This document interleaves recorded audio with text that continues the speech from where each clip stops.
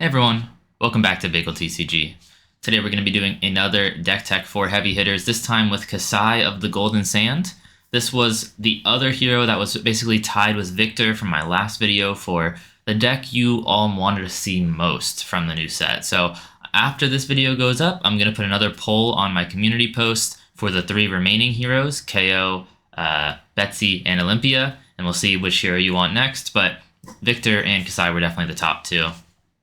Now, Kassai has been a Blitz hero for a while, since the 3rd Flesh and Blood set, so a long time, but never had it in adult form, was never legal in Classic Constructed, and yeah, so they made a new version, a different hero ability, but still based around the Centauri Sabers, so still a very one-handed focused, and still giving a discount to her weapons. So pretty similar play patterns overall. Warrior typically has been a mid-rangey hero class, and it still basically is. You can block quite well, and you can output some good damage, but you're never going to be the best at blocking or the best at dealing damage. You kind of have to ride the middle ground throughout the whole game until you can finish them off with some powerful attack reactions. Let's go ahead and look at Kassai's hero ability. So it says, if you've drawn a card this turn, your sword attacks cost 1 resource less to activate. So that's really, really powerful, right? If you are attacking with both of your Centauri Sabers, you're saving 2 whole resources that turn, 1 per weapon, which is pretty significant. It makes her definitely the best one-handed weapon user in the game because she gets 2 free resources every turn, basically, when she's doing it. If any other hero tries to use Centauri Sabers, they have to pay that full resource. So pretty powerful there. The second part of her ability is a lot more conditional, but it lets you help out the first part. It says, once per turn action, you can banish 2 red and 2 yellow cards from your graveyard. The next time a weapon you control hits a hero this turn, create a gold token. And of course, gold tokens are way down here. They say, as an action, pay 2 resources to destroy this, draw a card.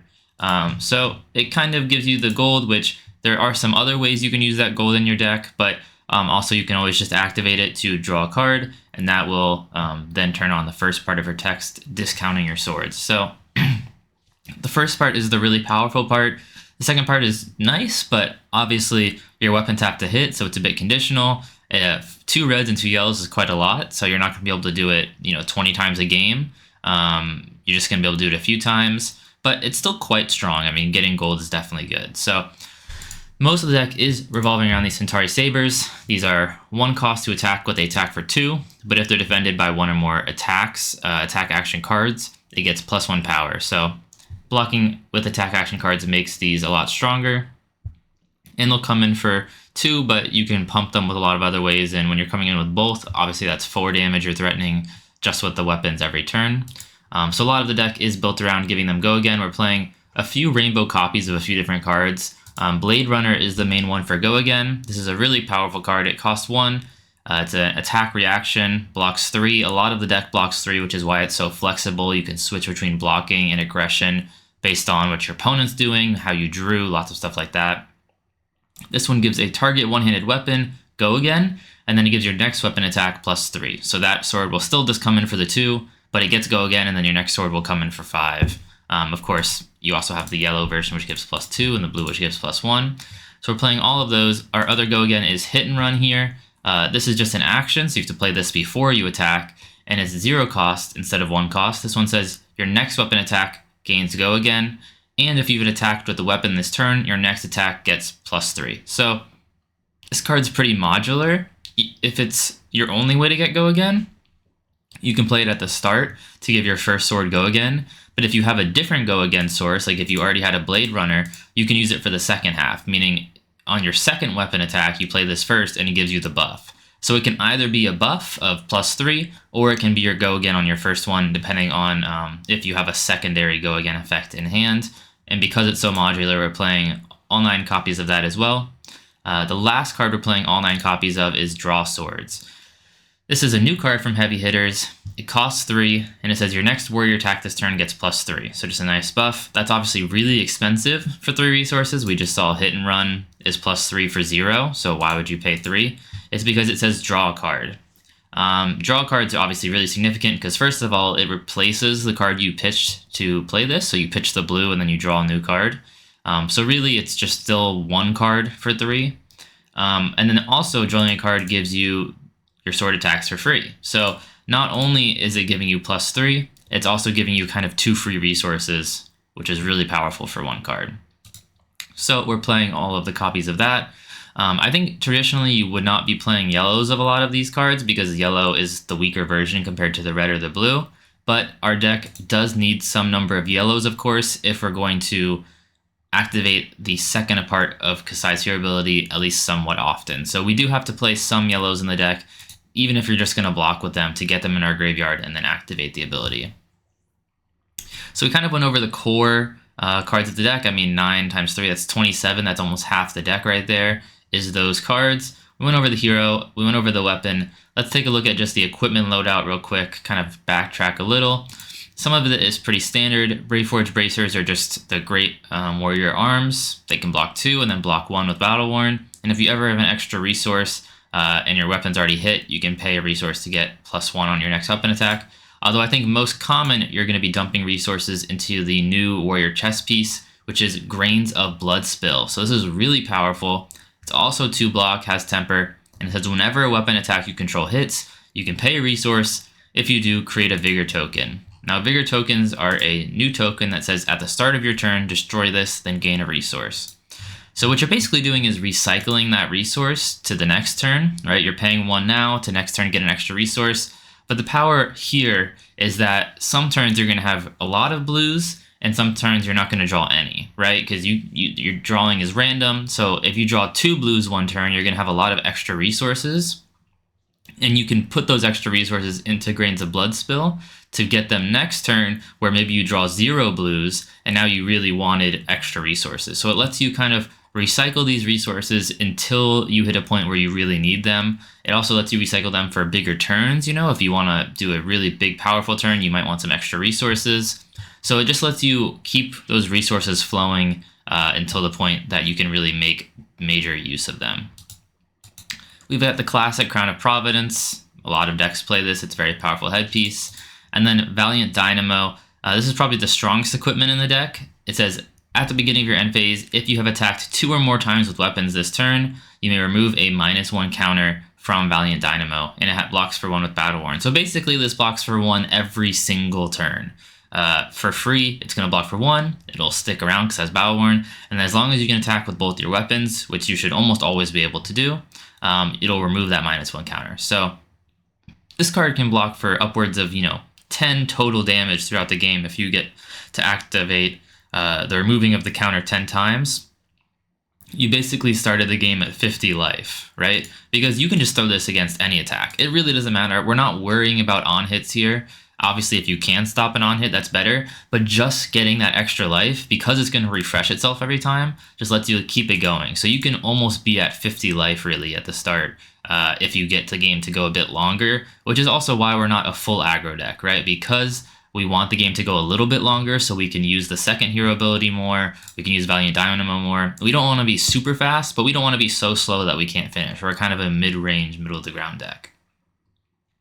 Now let's go over the rest of the deck. We got 1 Gorganian Tome. This card basically is just 0 cost. Go again, draw a card. It draws 1 card, it replaces itself. It doesn't really do anything other than it cycles 1 card through your deck. And then obviously the major thing is it makes our swords free that turn. So pretty powerful. We would play more of this if we could, but it's a legendary, so you can only play 1. But yeah, it cycles, and then you have spent no cards basically because it draws a new card to replace itself, and your swords are free. New, probably the strongest attack reaction in all of Warrior now from heavy hitters is Blade Flurry. 0 cost, 3 block attack reaction. Target weapon attack gets +2. Your next weapon attack gets +2. So 4 extra damage for 0 resources, and it blocks 3, and +2 twice is like 2 nice breakpoints where if they want to use a whole sink below, they can't, just stop. It's not 4 all at once where it evenly gets blocked by a nice defense reaction. It's split across 2 attacks. So really, really powerful. Definitely the best attack reaction. In the Swing is our weaker attack reaction, but we just need a few more to get through those last few points. This one is 0 for +3, so a bit lower there. And then the other weakness is it only works on your second attack. You can play in the swing only if you've attacked two or more times with weapons this turn. So it doesn't work on the first weapon swing, does work on the second one, but you still need some attack reactions because it helps get through the on hit of our gold generation, and you just need that extra damage.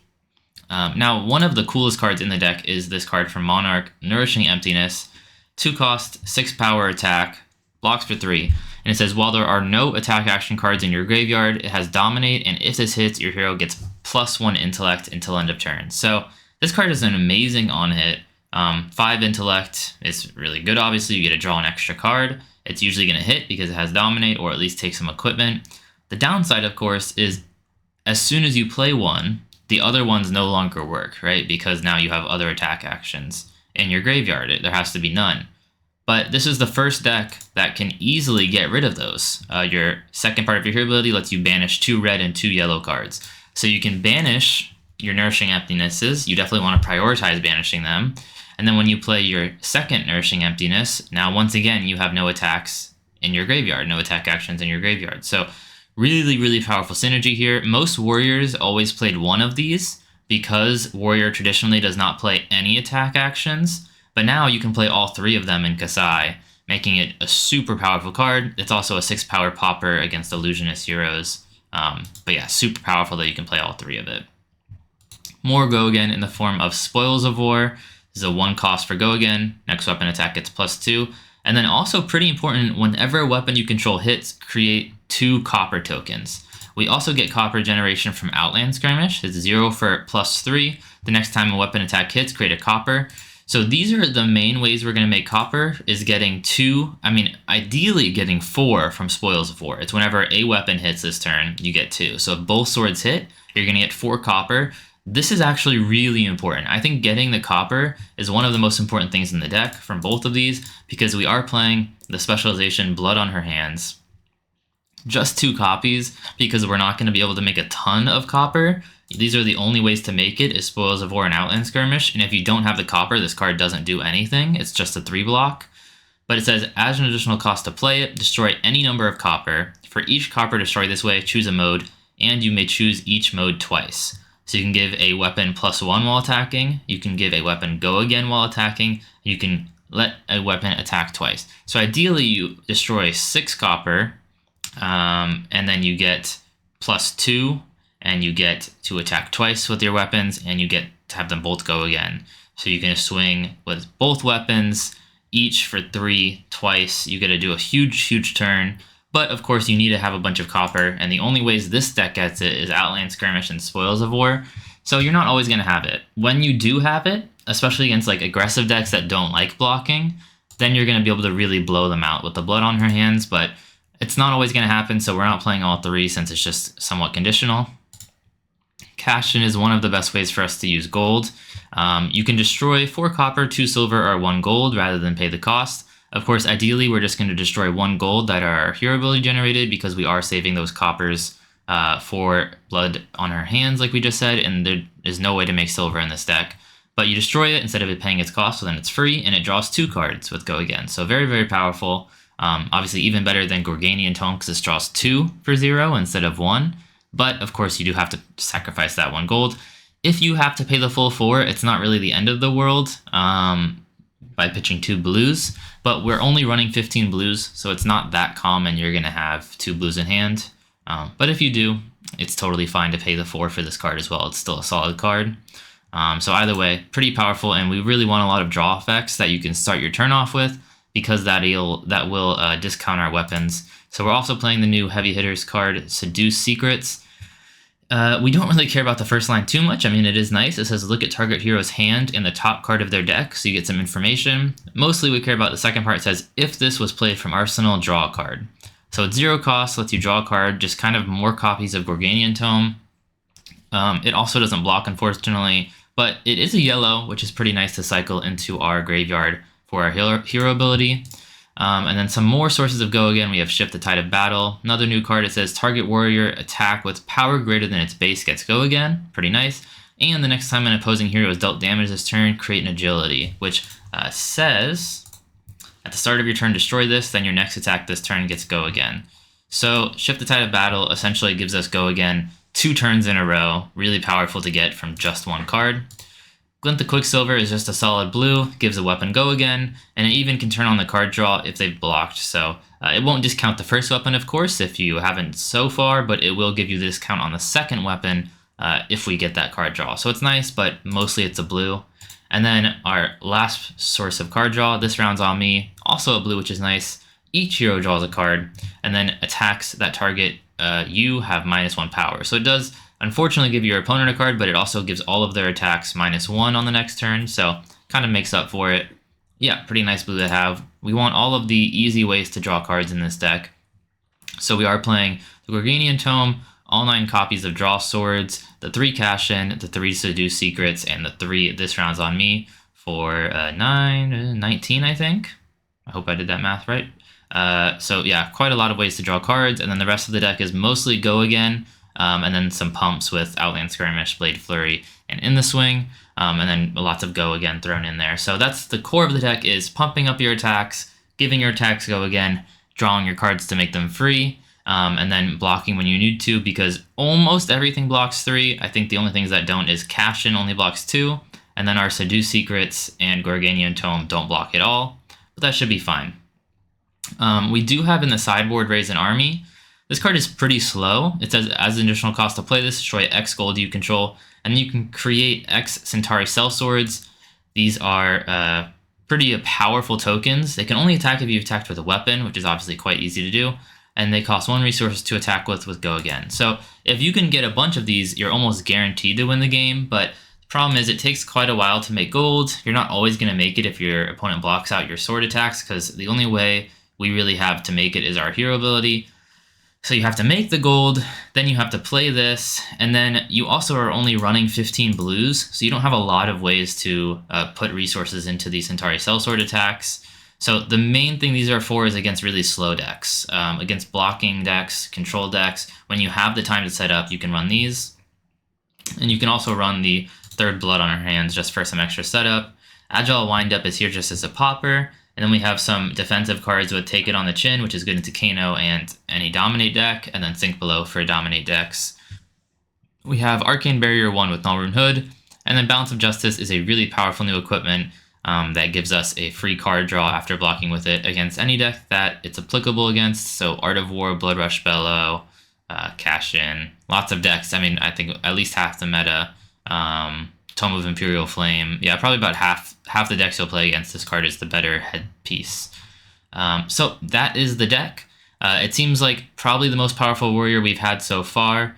The amount of extra health you're going to get from Valiant Dynamo is pretty crazy. The amount of free resources you get from your hero ability is pretty crazy. The deck's going to feel pretty fluid, and I think people really enjoy playing the original Kassai because of that. It's very adaptive. You're changing your game plan every turn because you can not only attack but block, whereas most aggro decks don't have a lot of 3 blocks, they mostly have 2 blocks, so it's always better for them to attack. And the defensive decks don't deal a lot of damage, so it's always better for them to defend. Kassai is right in the middle, and you can kind of change your game plan depending on what you want. I realized in my last video for Victor that I didn't show a budget version at the end. I think this deck is probably going to be more than $500 because it doesn't have all the heavy hitters cards added in price yet. But I wanted to show a budget version. Almost all of the expensive stuff, as you can see, is in the equipment, because I had to change every one, because I think all 4 of these are legendaries. But Kassai has a pretty strong new headpiece with Hood of the Red Sand, which is specialization. The boots, Refraction Bolters, are constructed playable. Dorinthia plays them. Gallantry Gold is not bad either. Obviously, these are all downgrades, and if you can have the legendaries, I would play them. Vigor Girth is probably the biggest downgrade. I mean, this chess piece is not great. You're mostly just going to block for it, block for 1 with it. But if you cut all of those out, I don't think I even made that many more changes. I think Blood on her hands and Nourishing Emptiness were a bit expensive. So I cut those, and then you can also remove the Spoils of War because you don't need the copper generation at that point. But with pretty minimal changes to the deck, I think I only removed like 8 cards. Not many changes. I had to move some stuff from the sideboard, but yeah, with minimal changes, it's only $70, right? And then you can upgrade it slowly over time, prioritizing, obviously, the equipment, and then you can add in the copper generation with the Spoils of War and Blood on Her Hands and Nourishing Emptiness. I think those are the only 8 cards I cut, so you can add those in as well. But I mean, most of the deck stays the same. The main deck is quite cheap. It's just the equipments that are pretty expensive. But yeah, I think you can definitely play this deck with just this kind of cheaper setup and still do quite well at your armories. So thanks for watching. Remember to like, comment, subscribe. Remember to vote on the poll I'm going to have coming up for which hero you want to see next. And I'll see you guys next time.